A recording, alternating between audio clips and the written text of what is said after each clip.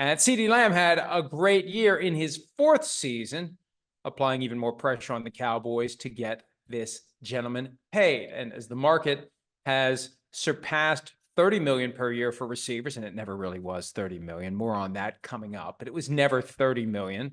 It's now 35 million per year in new money, with others north of 30 million, like Eagles receiver A.J. Brown. Lamb had a big year last year. Lamb wants to cash in. Here's the problem. The Cowboys still haven't figured out the Dak Prescott contract, and that's $55.4 million in cap charge this year, $54.5 million in dead cap money next year. If his current contract voids, he has leverage that he has yet to show any inclination to surrender to the Cowboys. So the Cowboys wait and wait and wait and wait. And as I've said time and again throughout this offseason, when it comes to figuring out how to properly pay their young star players, the Cowboys are cheap, short-sighted, and not as smart as they think they are. Otherwise, they wouldn't be in this current conundrum with Dak Prescott, who has them over a barrel, even in a more precarious state than they were 3 years ago when they did his current contract. They have Ceedee Lamb entering year 5 with no long-term deal. And they have Micah Parsons, whose window is open after 3 years. And I frankly think he shouldn't show up for training camp without a new contract. He should do the Ezekiel Elliott. Everything's fine. Camp opens, and he's in Mexico or wherever Zeke was that year, training and waiting for his new deal. So, look, the Cowboys are just hoping they can hold this all together. Ceedee Lamb's position makes it clear that it's going to hit the fan. And they're going to have to do something. They got to get Dak done first. Then they got to get Ceedee done.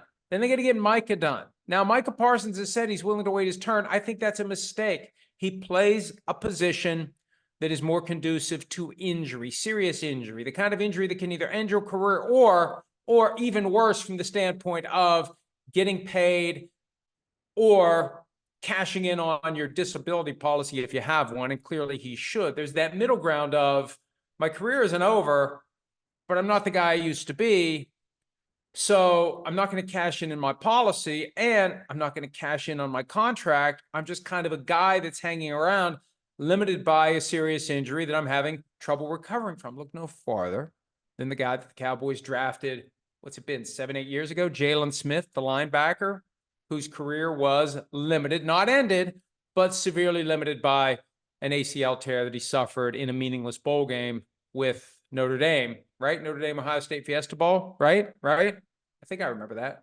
accurately. There's a chance I do. There's a chance I don't. There's a good chance Ceedee Lamb won't show up.